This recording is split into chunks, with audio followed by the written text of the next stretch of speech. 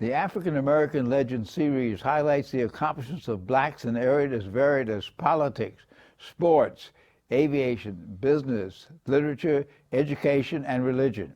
We will explore how African Americans have succeeded in areas where they had been previously excluded because of segregation, racism, and lack of opportunity. I'm your host, Dr. Roscoe C. Brown, Jr., and with us today is Dave Davidson, director of A Place Out of Time, and Art Symes, who is a Bordentown graduate. This film is about the legendary Bordentown School in New Jersey.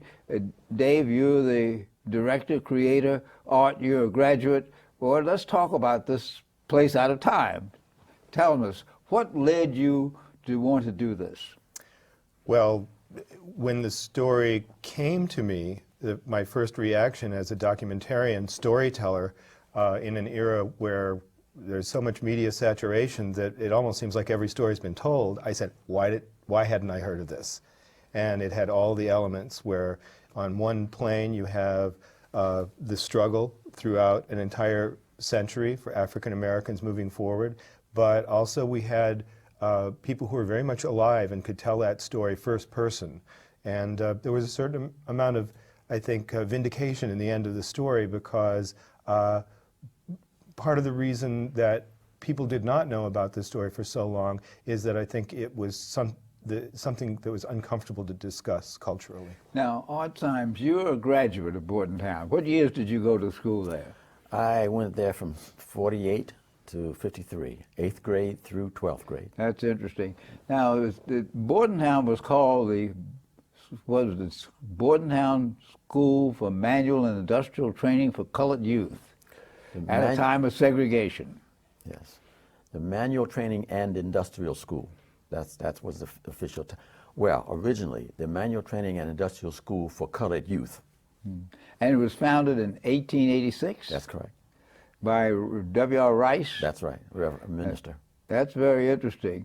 Now, what caused you to go to Bordentown? Well, and I grew up in Elizabeth. Part of my growing was in Elizabeth, New Jersey.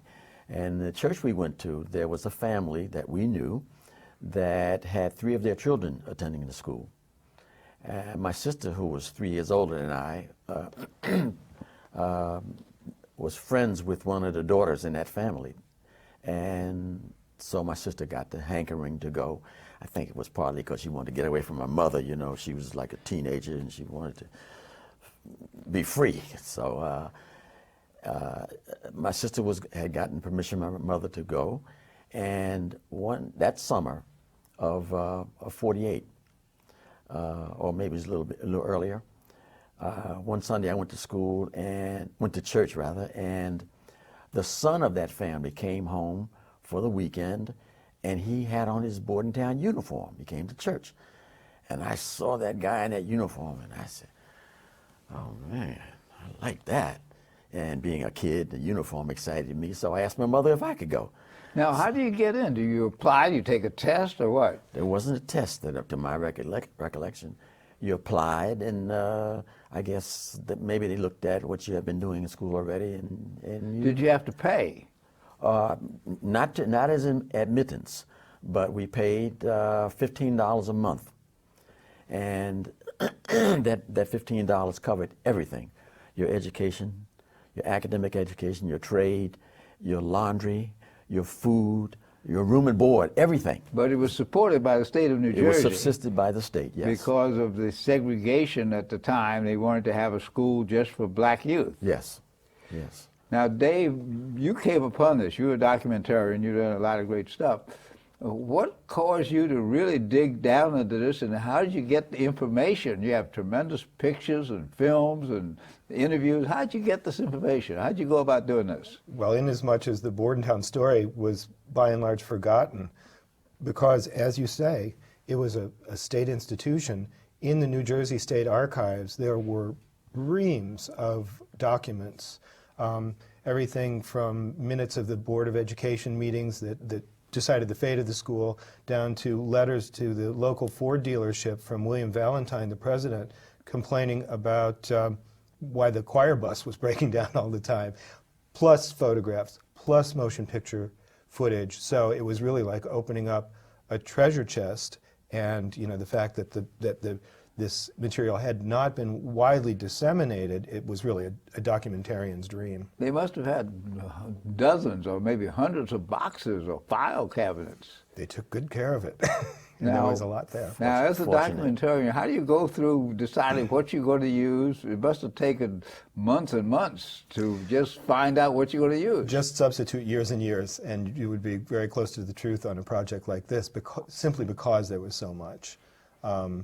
We take it all in, we see what works best, and it's easy in the first round to leave out things that don't really cleave to the story, and then it's excruciatingly painful to let go of images, statements, documents that you love and really feel enhance the story, but don't fit that 1 hour format, which in the beginning seems infinitely long and in the end seems very short. But aside from just the professionalism of doing a documentary, this particular documentary about the Bordentown School talks about a time in this country with racial segregation, talks about New Jersey, which was up south in the way in which it treated its population. And this particular unique school was known throughout the black community. But why do you think the school existed? What's your belief? You were there. Why do you think the school actually existed? Well, I think it was just the usual kind of thing, not wanting black kids intermingled with white kids, and so give them a place to be. And of course, we were extremely fortunate that we had such a place. And there were some well-meaning white people who said, let's give them an opportunity. Right. And it comes from the philosophy you show in the documentary of Booker T. Washington, that pick up your buckets where you are, learn a trade, which then you got into the conflict with W.B. Du Bois about giving academic education, and one of the successors to Rice was a Harvard-trained academician. What was his name? James Gregory was the James second Gregory, one. who was then followed by Valentine. Right. He was the principal when you were there. That's right. And he believed in following the Booker T. Washington philosophy, but at the same time trying to get good, solid academics. Yes, yes. And that's where the school really got its reputation and developed people like Art Symes and a lot of the people in the documentary who went on to do great things. Yes. So if this was today, Bordentown would be considered an elite private school. Well, I think so. Yeah, I thank you. would say back during the time that I was there, we didn't think of ourselves as being elite. I mean, maybe people outside thought we were, because we were a segment of the community that was sort of separated off from the general population and put in a place where we were there from September till June. Getting the trade from Booker Washington's point of view and the academics from Du Bois's philosophy.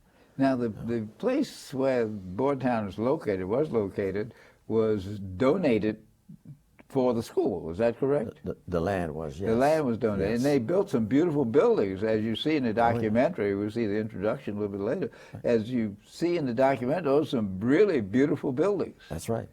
Now, why do you think this biased state decided to do something like this? What did you find in reviewing the records? What's the history behind this? I think by the time it became an extension of the state of New Jersey, I think it was a practical matter. But one of the points that we make early in the film, before it was taken over by the state and Reverend Rice founded it, is the difference between segregation and separation, where obviously African Americans at that time were not allowed in certain streams and institutions, so they said, we're going to do this, we're going to create this.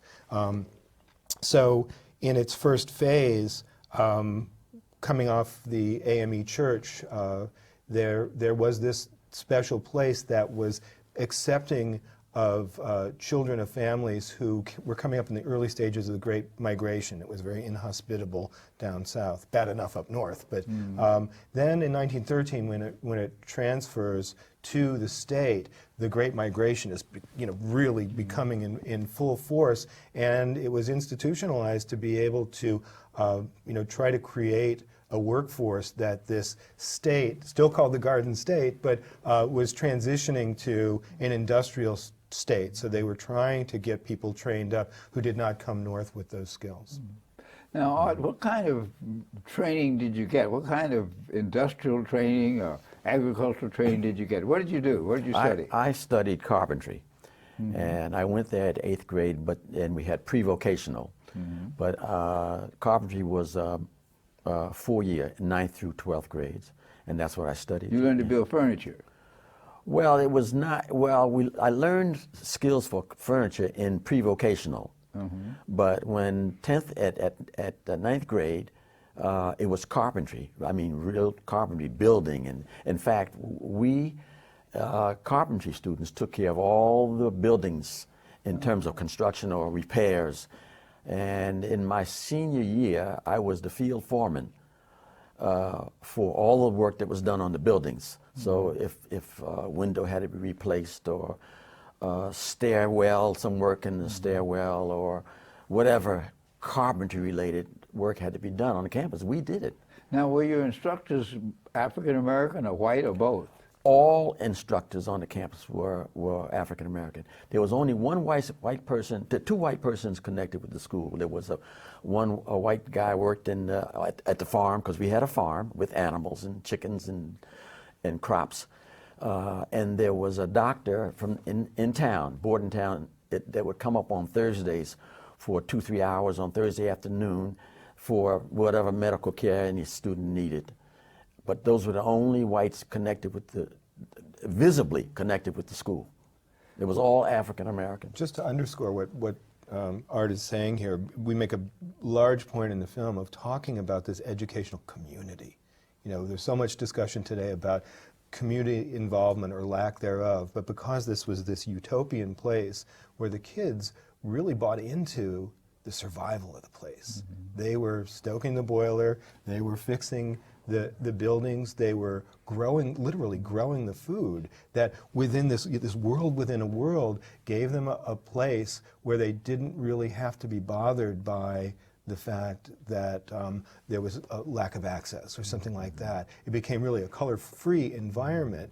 But on the other hand, at that time, they were teaching in the curriculum what they called Negro history. So it was a way to be able to have this wonderful concentration of education, a sense of identity, and a sense of participation in your own world. This is interesting, the title of Place Out of Time. For those who are watching the show, some of these things are just inconceivable, that you had a school that was just for all blacks, it was a high-quality school, etc., and now you are celebrating this, and one of the questions are you celebrating segregation, or are you celebrating the evolution of a society? Right, it's very important to make that delineation, because we would be the last people in the world to look back with some sort of nostalgic eye to the Jim Crow era. In fact, what we're doing is celebrating the fact that courageous people, like the people who founded and continue to run the Bordentown School, found a way to keep moving forward. And as Clement Price says in the film, one of our wonderful scholars from Rutgers, he says, getting a credible group of people who would be ready for the civil rights movement. So it's a constant, it's a push forward, and under really terrible cultural circumstances, people found a way. Now, what did you do after you graduated Bordentown? Well, I went on to Howard University to study architecture. The capstone of Negro education, that's according right. to Mordecai Johnson. That's right. That's it. Yes. I went on and years later. Well, actually, after my first 2 years, my mother passed, and I came back. I moved to New York and was out of Howard for 7 years. Went to Cooper Union for 2 years. And after 7 years, I decided I had to finish my education. So I went back to Howard University and was there for 3 years and got my bachelor's degree. and that was in graduated in '68 then instead of 57 originally. And then in '72 I went to University of Michigan and attained a Doctor of Architecture degree. Now, how much do you keep in touch with the other Bordentown graduates? I know you have several of them in the film. You show a reunion. How do you guys keep in touch? Well, we have what was established several years ago, the MTIS Social Club. Its primary purpose is sort of keep some of us together and maintain the memory of the school. And we put on a reunion every summer. And I think it's the last Saturday in July, and it's on the campus. And we have hundreds of people who come to the school. Not all alums, but their families, their children, grandchildren, great-grandchildren. Now, the school closed because of integration in '55, Right. became a mental health institution, and now it's a juvenile Detention center. correction institution. How do you feel about it when you go back to this place where you had such great memories, great experiences, to see that it's now a correction institution? How do you feel about that? I feel very badly about it. Originally felt bad because it closed took our school from us. The fact that it was for mentally retarded children, girls, I think, originally, that was one thing. But when they turned it into a correctional institution, I think it's horrendous. Here was an institution, a campus, that was turning out educated, forward-looking, productive students, graduates, and now it's the opposite. Our buildings are used to incarcerate young children. If you were to have your wish, what would you like the school to be changed to now? Well, a lot of our alums have over the past many years said that the school should be reopened. And I speak against that in a way because I think they're thinking nostalgia. They're thinking of wanting it to be what it was. And of course that couldn't happen. That couldn't happen today for lots of reasons. One, you're not going to have an all-black school again.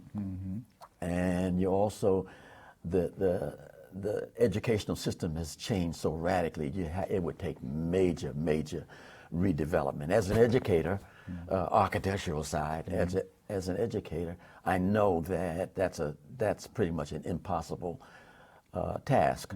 But at the same time, if there was available the infusion of many millions of dollars, we could bring those buildings back to life. And it could be a great school for all people. That's right. Because you have the campus, you have the tradition, you have the buildings. It could be something. Now, you're going national with this documentary on PBS. Tell us about that. Well, you know, in every grant proposal that you write from day one, you say phrases like PBS bound, you know, and so, but really your highest hope is that you'll actually be accepted to PBS, and you don't know until very late in the game when you can show them something, because we're independent filmmakers.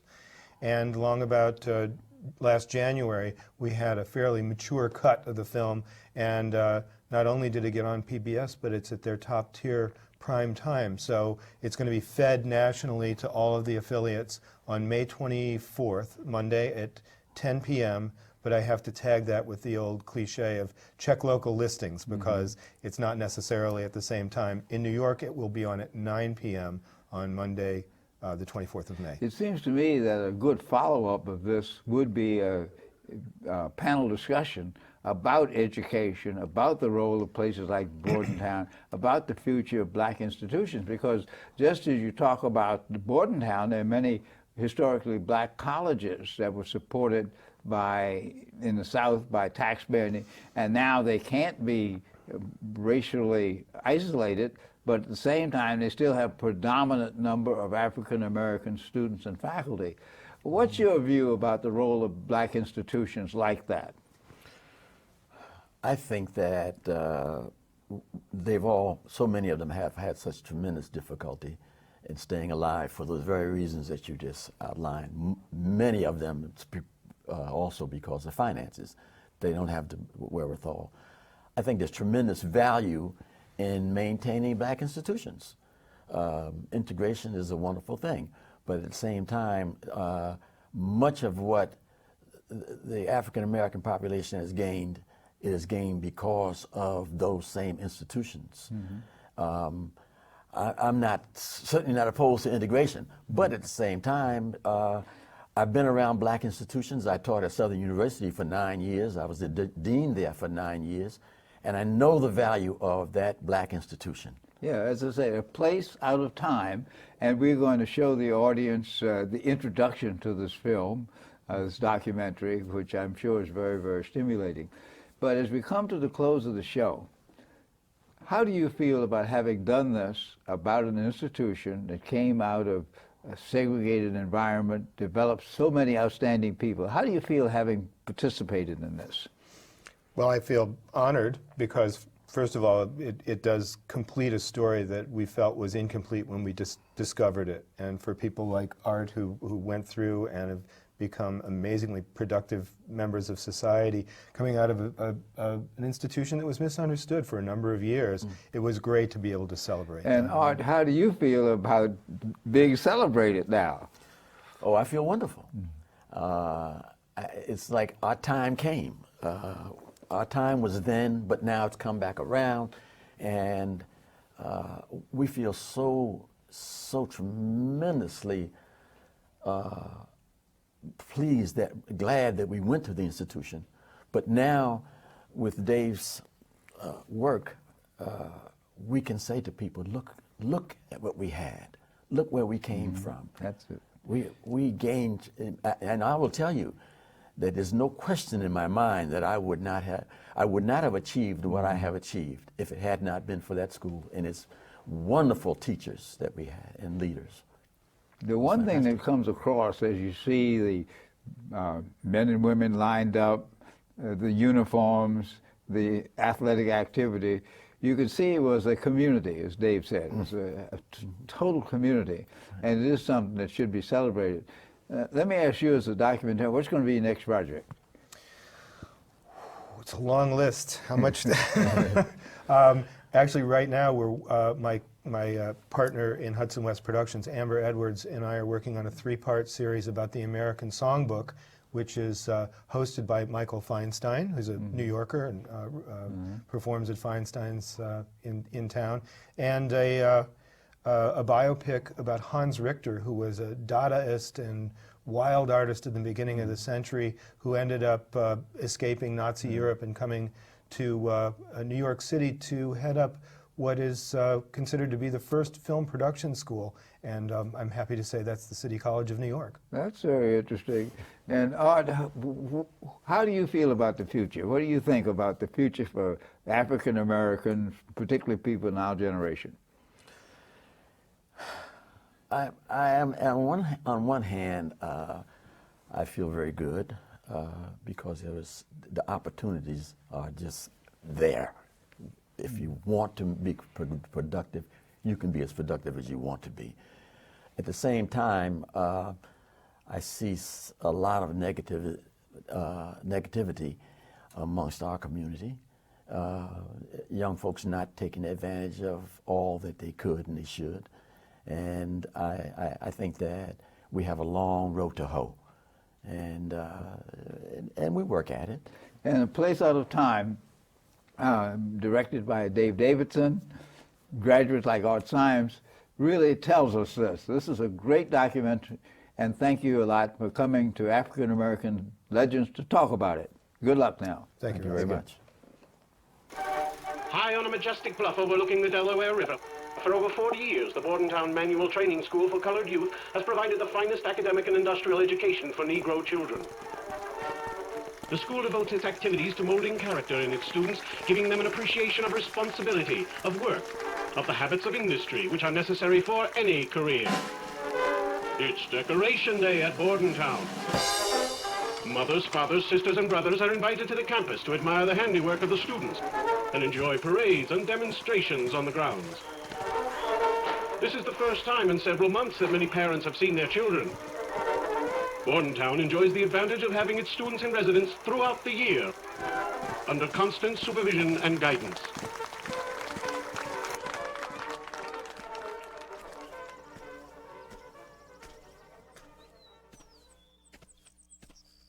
It went by many names. MTIS, Old Ironsides, the Manual Training Industrial School for Colored Youth. But between 1886 and 1955, if somebody simply said Bordentown, everyone knew they were referring to the only state-supported, elite, co-ed, all-black boarding school north of the Mason-Dixon line. The rise and fall of the Bordentown School is the story of race and education in America that touches 3 centuries.